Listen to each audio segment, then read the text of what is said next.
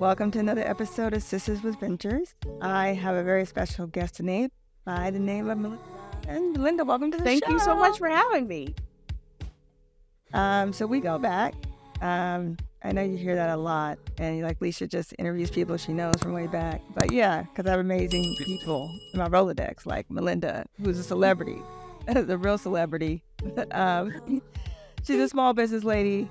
She's very famous and very popular on the interwebs, everywhere. She's everywhere. And you should follow her because you'll get some good advice if you are trying to start a small business. And Melinda and I met in the Black Women Entrepreneurship Leadership Program at That's Babson, right. Yes. right? Yes, we're both entrepreneurial coaches. And that was an amazing program over there at Babson University. They have a great program over there. And it was just a group of Black women supporting Black women. And it was amazing. And so that's how I got to meet this celebrity here who I may not have otherwise known. So, you know, I will spare you all as what she's done. She's done a whole lot.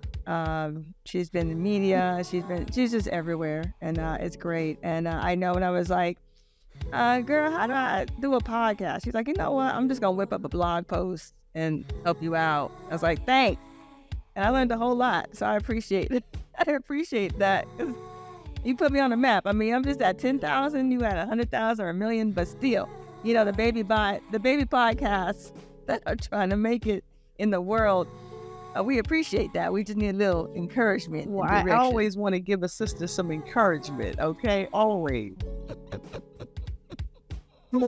She gave me that for free, y'all, but the rest of the stuff she got charged because it's just too good. But let's kick this off. So we're going to switch it up. You know, this Sisters with Ventures is always about venture capital ecosystem and Black women in the ecosystem. And I'm usually talking to investors of various sorts, but we're going to flip it and talk about the entrepreneurial perspective. So I get this question a whole lot. Should I approach VC for funding? You know, for many, it's a treacherous path. Treacherous path. Do you want to be in that 1%? Do you want to fight for capital?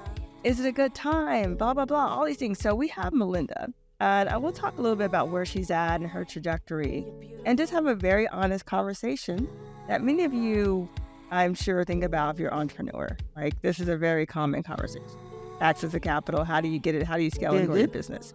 But let's back into who is Melinda. Can you tell us a little bit about who you are? Sure. So, as you know, my name is Melinda Emerson, but my nickname in the world is Small Biz Lady. And for the last, almost 25 years, I've had a mission to end small business failure. And I've done that through a myriad of things, but I'm known for a best-selling book that I wrote 14 years ago. Oh my gosh, it's still in print in its 3rd edition, Become Your Own Boss in 12 Months with Simon & Schuster. That's what started it all off, really, for me, focusing on small businesses and coaching small businesses after successfully running a video production company for 10 years. That I switched gears and started training and coaching small business owners. I'm based in Philadelphia, Pennsylvania.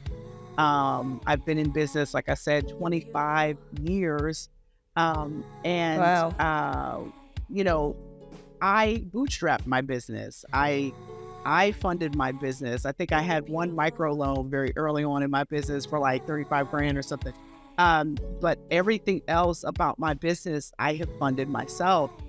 And I love it. So I actually have 2 companies. So my main company, Quintessence Group, works with Fortune 500 brands that target the small business market. So we do a niche of marketing called B2SMB marketing, and we work with the top corporate brands in the nation that target small business owners, you know, Amex, FedEx, Verizon, Adobe, you know, Amazon, those are our clients, global. And so that's on one side of the business. And then 16 years ago, I started Small Biz Lady Enterprises, which is actually probably more how people know me. People don't realize that I've had this other company in the back that like actually made 90% of my revenue, but it's okay.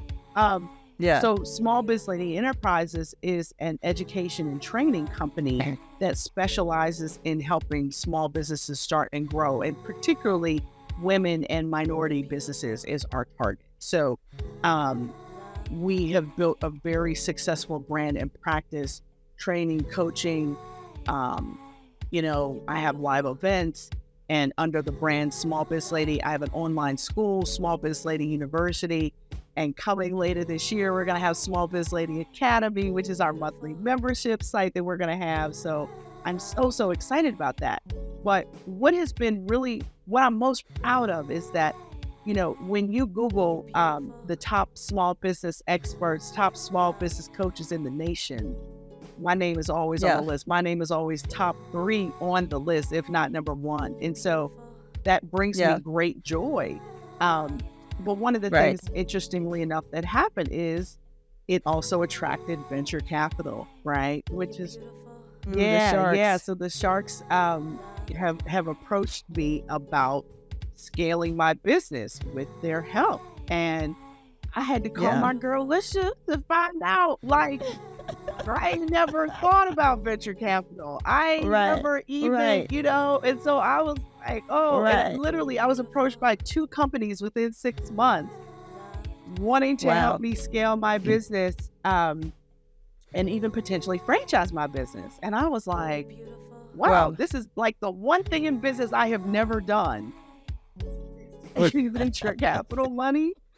And so I had to come to the source. I had to come to get some information because it was like being wined and dined and charmed. And then it was like, then when you got a chance to kind of learn a little bit more about the deal. And then it was like, well, do I want to get agreement with these people? Will these people be able to force me to sell my business if I don't want to sell it yet? Or, what I mean? So then it started being like, and then they started giving me advice and telling me things that I needed to do. And then at the end of the day, they were like, listen, you go do it. And when you're done, you take all the risks, you build it. And then when you're ready to scale it, well. Right. So that was a lot. Let's exhale. Yeah, that was a lot. How did you feel when you first got that no? Well, it was like, okay, why would this person want to talk to me? But okay, because of course you get an email from somebody. You go look them up on LinkedIn to make sure they are who they say they are, right? And then, you have this conversation and they're like, tell us about how the revenue works in your business. That was the first question. What are your goals? They didn't ask who your mama was, where you're from, The first question was, how does the revenue work in your business? How many revenue streams do you have? And then they were like, have you ever thought about scaling your business? And I was like, all the time, actually, especially in the last 2 to 3 years, I've been thinking about, one of the things I've been thinking about is the fact that I really only want to work about 12 more years, 10 to 12 more years. And so I was like, well, how do I do that and finish really rich?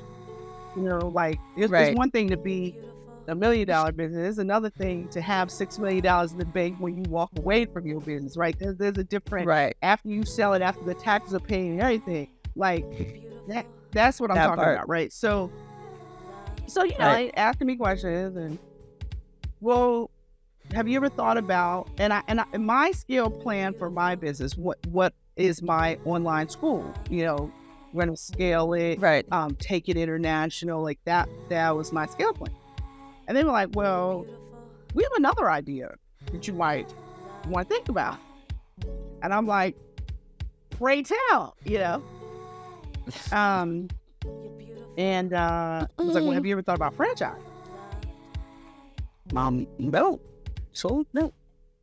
And I'm like, well, we think you might want to think about that.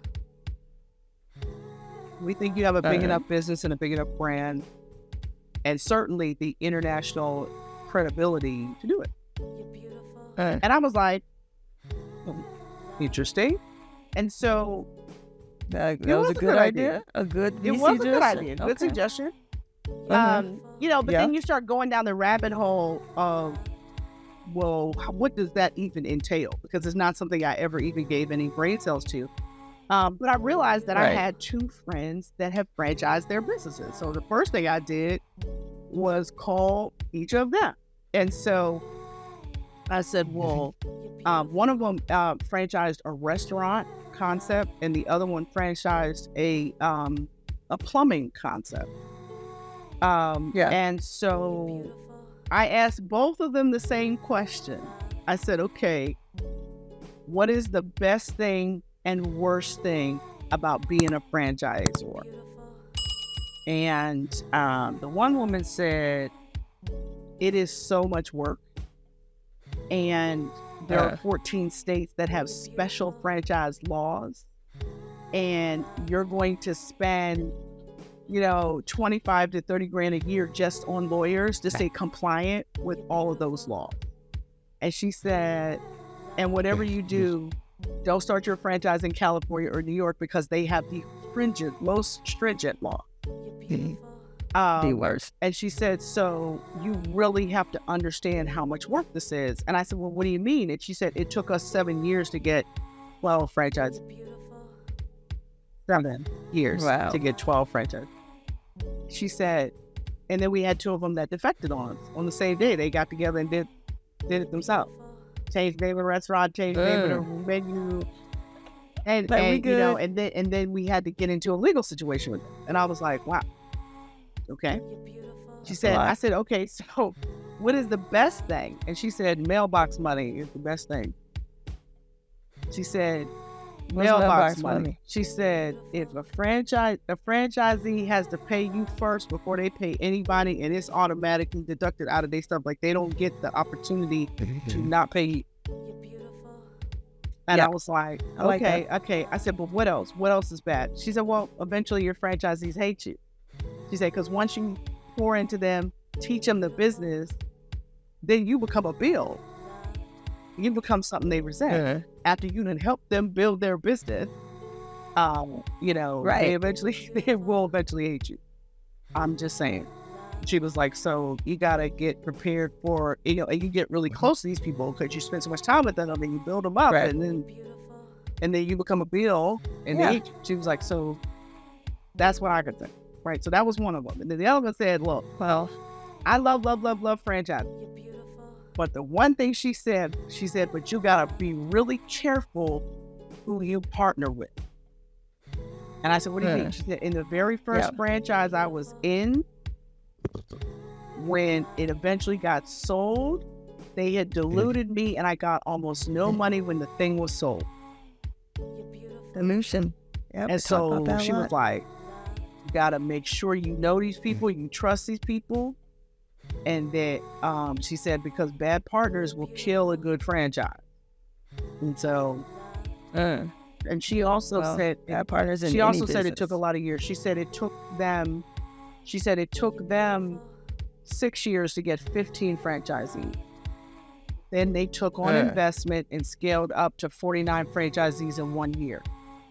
And so she said, you got to be careful that you can actually manage the growth of that. That's a lot. That's a lot of people to help get into business and stuff like that. And so I was like, wow. Okay. He's like, I travel a lot. I'm not home. I'm always helping my friends. Right. I mean, these are important decisions. I mean, so let's talk about you. You have a cash flow positive business. Okay. You've established, you have a couple of businesses, you have multiple streams of income revenue. You've bootstrapped most of it, right? Minus one minor micro loan. And so, do you even need venture capital? Well, I do, to do the idea that they put in front of me, right? The idea they gave you. If I can bootstrap that idea for 50 to 100,000, but to do it right, it's going to be 500 to $1 million, right?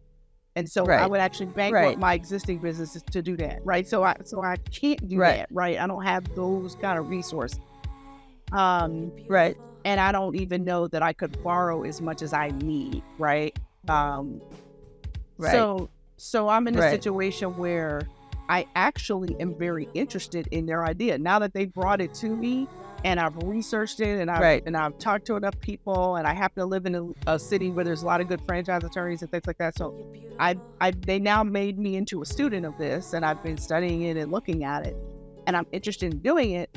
I'm just going to have to do it on a very different timeline than there. Now that I know how much money I need, I got to go make that money. That's the only thing I could do. Right. You know, unless, I mean, I wished I could have done it. Like, I wished when they approached me that they were willing to help me do it versus give me the idea to do it and be like, well, here's how our business model works. We invest in people that are already franchises, not people that want to be. I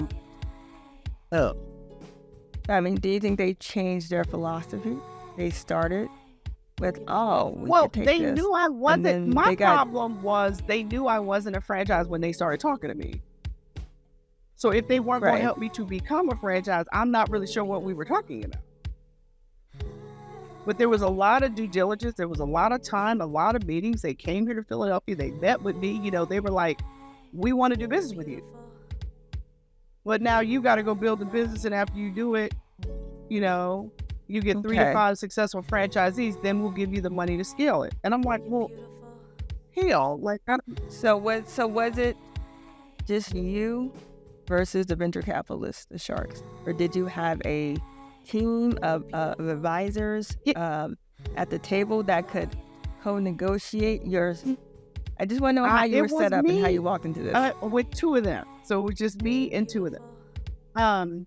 Okay. But I did have people in the background that I was sharing information with, asking, okay, they said this, what do you think about this?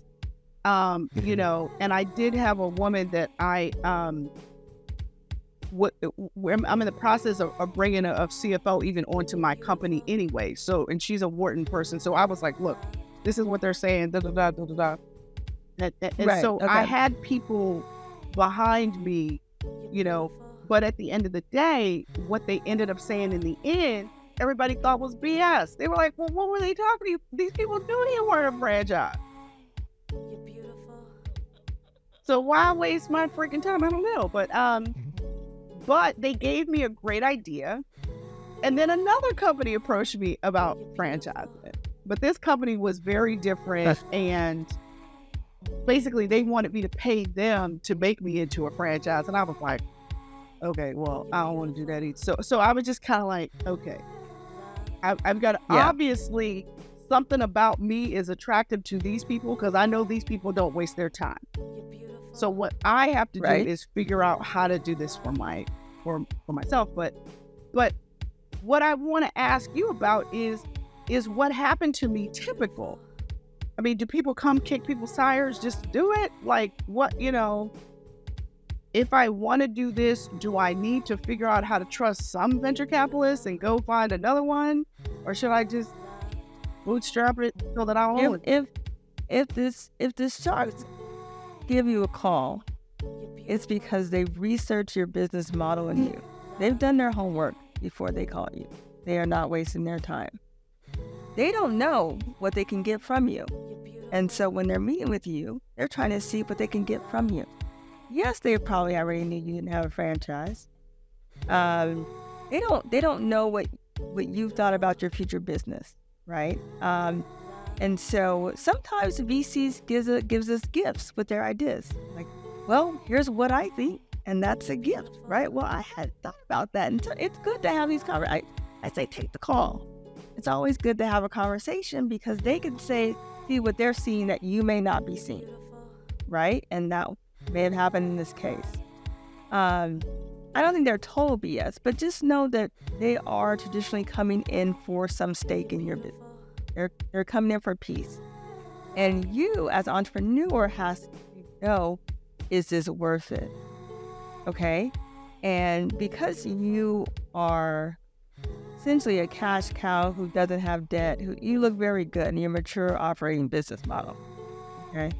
So they're like, oh, we can invest, in their minds, not a lot of money, and scale this business, triple whatever model, and we can come out good, right? And then it's a negotiation. I don't want to say with the devil, but it's like, well, how much of this are you willing to give up for it? And you may say, and that's why I always tell founders, what is the number in your mind? Is it 10%? Is it 20%? Is it 50%? What is the most common percent is my question for you. What should I, if I ever have these conversations again, right? Yeah. Yeah. what is a reasonable number for them and a fair number for me? Is it 20%? Is it 30%? Is it 40%? What is it? I know it ain't 10. So I don't even go there. Right. I actually have a whole deck on the topic of dilution. But I will tell you percent decrease by stage. So when you are early stage company, pre-Series A, right, you may have 80 to 100% ownership in your company. As you raise, you will get diluted each round. So it's not uncommon by the time people go to IPO or exit, they own less than 5% of their company. That is a very real number. And that 5% can represent millions and millions of dollars. But just know each stage of funding, you're getting diluted out of your money, right? So on your first raise, you don't want to give up more than 10% of your company because you're going to give up more money. You're going to give up more along the way, right? And when you have minority control, you lose interest in your company. You lose your governing power. You lose your access to appoint people to the board. You lose a lot of power along the way. So essentially, the way VC works is you get diminishing power over time, but maybe it's in exchange for greater reward, right? Because maybe many founders are like, you know what, I was a great leader for this stage, but now that we're on this stage, now I may need a franchise leader, somebody who knows how to build franchise to take this and run this for me. And that may be okay, right? Because that person's going to bring in the growth and scale that you need. And so I would say, is it worth it? And you have to be clear because many people leave, especially people of color, women, get diluted so far that when they exit, they have to go back to work after a few months. I mean, it's not enough. It's not enough to sustain them. And you put in all of your time, energy, and effort into this, right? And it may be, so you know what, I can do this myself, but it's going to take me longer, and I'm willing to take the long. Or Melinda said, I got 12 years, and you already know it takes 12 years to build 5 franchises. Right? Well, I don't have that kind of time. I know it takes 7. Wait, I know it takes 7. But the other thing, too, is the price point of those franchises were different, right? So one of the plumbing franchises was $1.5 million. One of the restaurants was between $600,000 and $1 million. My franchise, because it is a coaching franchise, would not be that costly to buy into. So there is a potential for me to scale faster just because of that. But still, I still got to find people. So the red light with your type of business is that it's a services business. And the services depend on you and your expertise. And that's why the Sharks are saying, your business would be better if there were more people doing what you do and doing the way you do it. Because you're only one person. We can only replicate you. We can't. Right? And so your business as an individual service provider is not exciting. Right. Because I get right? Like, but they're like, but what they, I think what in the conversations that I had, the thing that they seemed most interested in was how big my brand was and how well known I was for what I do, and the fact that I was a woman, and in fact a woman of color was the other thing that they were super in. They were like, there's nothing like you, right? It looks like you or sounds like you, you know. So I was like, right. But so did you guys take the time to value out all your businesses and say, this is how much I'm worth? Because your brand is a line item by itself. Your IP of your brand is worth a dollar amount. That is separate than your businesses, right? That only you can power that. You power yourself. So there's people who will just take your identity and not even your business. Like, you know what? That's why celebrities do all these co-ops, right? Because their brand is powering all these things. Got it. And that is your own. So all these things are IP to you. And you may say, you know, I may be willing to sell my coach's business, but not my identity. Right. Well, the one piece of advice, good advice, they actually did give me, was they told me if I was going to do the franchise to incorporate a separate business for the franchise and a separate business for the IP. They told me that. They said, look, I love that. You're going to do this. gotta Right. do this and then do this, because you don't ever want somebody that bought into your franchise to think they own your IP. He was like, so you got a separate company for that. That's And so I smart. was like, That was okay. nice. That was nice of the Sharks. They did tell me that, and they did tell me that there's lots of different franchise consultants out here, and that they say in the franchise business you can mess around and overpay for stuff.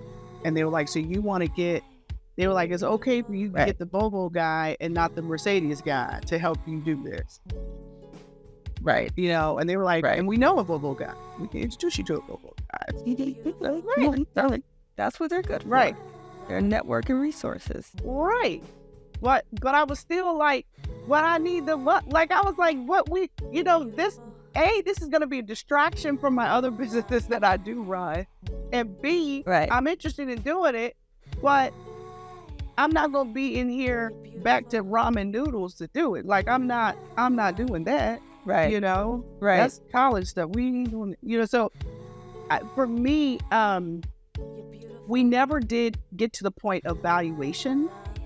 Okay. But they did ask me about it, because they were like, okay, your books, your workbooks, your like, they were like, okay, who owns what? And I said, the only thing that somebody owns that I've written, other than the only thing that somebody else owns, is Become Your Own Boss, because Simon & Schuster published it.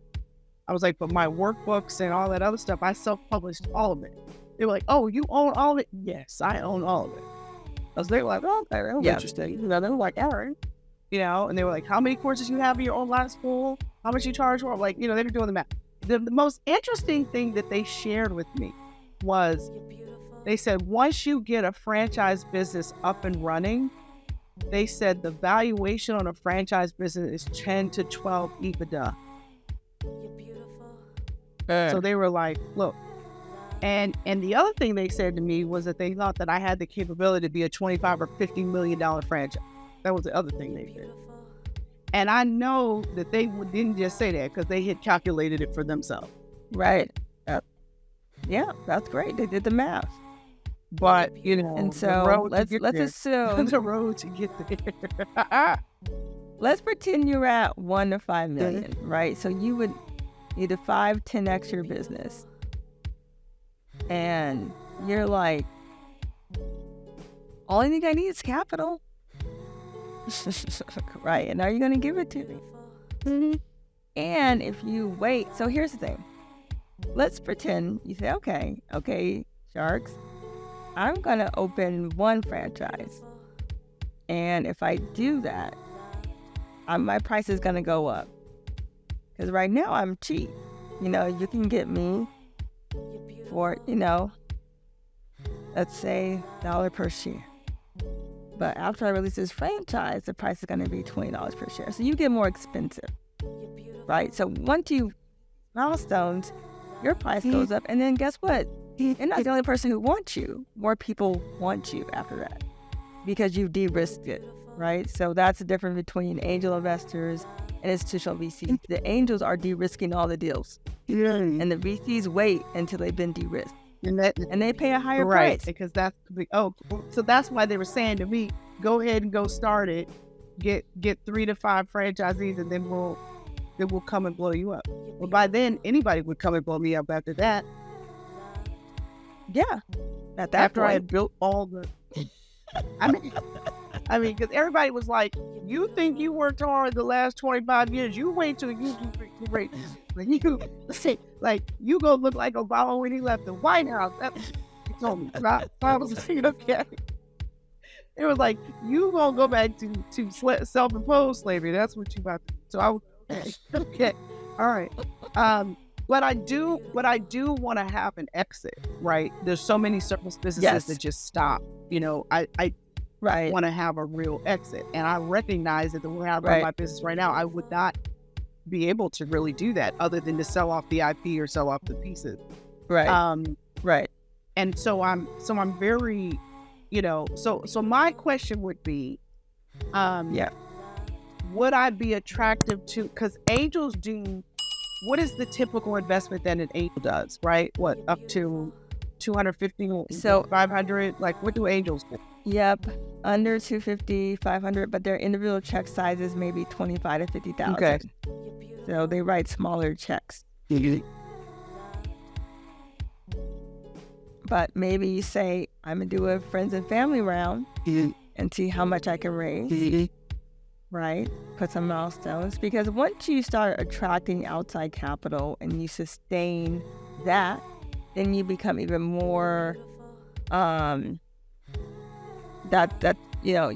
become more accessible to the funding spectrum. Like, well, somebody invested in her other than herself. Then, Even if it's friends and family, or it needs to be another round Even of that? Friends and family, angel. Well, simply because ideally you'll keep going, right? And so that is a marker for you showing that you can scale your business with outside capital, and your outside capital is happy with you. But you also are taking on other people in your business. Yeah. I mean, angels don't have a lot of power, right? But they'll still be in your back. They'll still be, hey, for that $25,000 I gave you, I want a quarterly update and let's have revenue numbers, right? Like, they still will do those things. Right. And as a solopreneur, and I know you have people in your entity, but you have major control of your business right now. Do you want that? Do you want a boss? Do you want a board? Do you want somebody else telling you what to do? And if you believe, you say, hey, Shark, I know my segment better than anybody else. I think that your idea is not a good one because I've been there, done that. I know my segment. Are you willing to do the cartwheels? I don't want to bring Cat Williams into this podcast, but people do cartwheels to get things. Oh, Lord. It's in VC too. Right? And sometimes give and take, right? So it's a double-edged sword. Like, there's not a right answer, there's not a wrong answer. It's your risk appetite and it's your ownership dilution. And you don't want to kill your existing cash flowing businesses with something that's going to be a deficit to you for a few years. That business is not going to make any money for a few years. Like, it's just an intensive capital situation, which is also why they're waiting, right? Because they know how hard it is to scale that type of business. Yeah. Well, it's interesting because I've looked at all the other businesses in that market, and there's a high margin, and there's a lot of people signing up to be a lot of people, ex-corporate folks and other people. Maybe they had a smaller coaching business, but they didn't know how to get clients on. Like their coaching has become almost like how mental health is like demystified now. People are willing to hire, right? Counselors. People are willing to hire coaches now. And yeah, so I don't think it's a bad idea. I just have to figure out the right door to do it. But this was my first foray ever really dealing with it. And I felt a little bit like a guy winked at me in the club and he acted like he wanted to holler at me, but then his girlfriend was in the bathroom, so he was like really just like I felt a little bit like, oh, okay. You wanted me, you gave me a little bit of information, you had a bunch of meetings with me, but then when it came down to it, you wasn't willing to write your check for it. Yeah. And you'll find that a lot in this business. And so I think you have to minimize your time with them if they're not serious. Give them a few meetings. I mean, the people will spin circles on due diligence, and waste your time. And I mean, you got to put boundaries. Here's what I'm willing to share with you. Here's my pitch deck. Here's revenue that I'm willing to share. You let me know. Like, I'm only willing to take one call. Like, because they will keep churning. Because they're learning something every time. You're giving them free information that they could be using to evaluate another similar company. Like, let me tell you, this is what VCs do. They have a Rolodex. They say, well, I got this business. Well, how's this business do it? Oh, what's their numbers? And this is how they build this information. So the sharks are sharks because they have so much intel. right? And they know they're at a superior advantage because they know all these details, and because they are somewhat used for valuable, right? They know they can give a little bit, gain a little bit. Like, they're winning either way. Whether they write a check or not, they're winning because they've gained something out of this conversation that they did not know before. I didn't know a Black woman could scale a business and have a coaching and have this many followers and this much traction. And she has leverage. She got 3 businesses actually. And then we, whoa, we're just unveiling all this. Oh, and then we found Alicia. Could Alicia do what Melinda does? Then they'll go find people who they think could do. I mean, this is what they do, right? Melinda wasn't really amenable to our idea. This person, less established, cheaper, might be, right? I mean, it's all the game, right? And so protecting your IP in a way that's meaningful for you, whatever that means for you. Well, right? I mean, but the other thing too is over the years, because I am the small business lady, I've met like all these other people who went, like the guy that created Famous Dave's. I had dinner with him and his son about 10 years ago at a conference. And he told me a story that made me cry about what happened when he franchised his business, right? So I've heard like horror stories from real live people, and then I talked to people who franchised their business. So I've been like accumulating all this information, going, okay, I do think it's viable for me to do. I just got to figure out the right way that I want to do it. Yeah, I mean, if the small business lady can create a fundraising, sourcing, investing campaign for herself, right? Like, you should be able to do this. You got the network, you got the pool. What's 1,000, 5,000 investment? To make you great. And you've been contributing to all this information. They know who you are. You're very accessible in several media outlets. They know who you are. See what you could do. You'd be surprised what you could do, what you can get. And you got some rich friends in that network, I'm sure. Yeah, let's say I got some rich friends. You got a few accredited investors in your network. Half the people you've interviewed, I'm like, I never heard of you. But I don't know, a lot of times the people that I know that invest really are only looking for technology businesses and stuff. They're not looking for a business like mine. And so the people that I do know that do this, I'm not necessarily a fit for what they do. But I could be, because I've never talked about doing this kind of business before. They might be thinking about the business I have now and not this business. You don't know till you ask. Right? What does the Bible say? You have not because you ask not, saith the Lord, right? But it's interesting. So, got to protect the IP. Got to create 2 businesses. Yeah, and I think when you talked about your long-term vision, right, is not to run yourself into the ground. It's not to work until you're 100 years old. Is to build something that's scalable, successful, so that you can have an exit and enjoy your life and enjoy the other things in life, right? Because you've been building for a long time. And I think that's really important. Keep that carrot, because that's the freedom, right? It's like, I want to build something. I want to enjoy the rewards of building. Yeah, and not just build. I right? know I'm going to sell it, right? Like I'm not holding on to it, right? I'm building it so that we'll sell it at some point. Yeah. Because I want to be an angel investor. I want to be able. Yes. My son comes to me when he graduates from college and says he wants to start. I want to write the $1 million. Like I want to. Right. Well, right. I have to put myself in a position to do that. And right now, we're making a revenue. Well, I mean, you built, if I says you built the damn thing, now the thing needs to work for you. Well, and that's the reason why I even considered it. Yeah.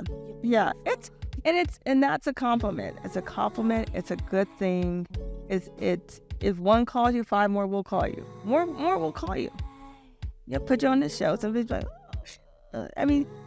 right? Like, the opportunity will come again, and you'll be in a different place and position and understanding, right? And you'll know what to do. You're like, okay, well, thank you for asking. I've had some time to think about this.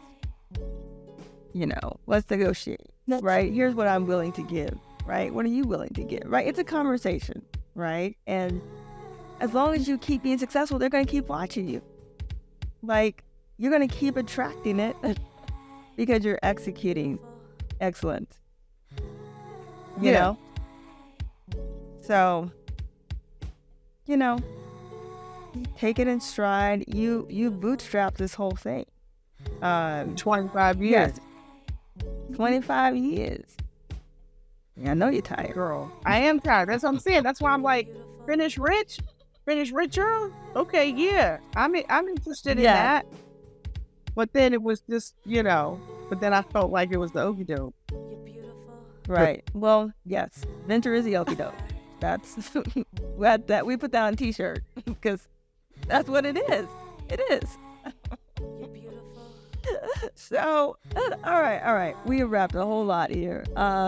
And like, this is a great conversation, right? Because many entrepreneurs have to think about how they're going to scale, how they're going to get access to capital, what happens when these venture capitalists, investors approach you, and how do you respond?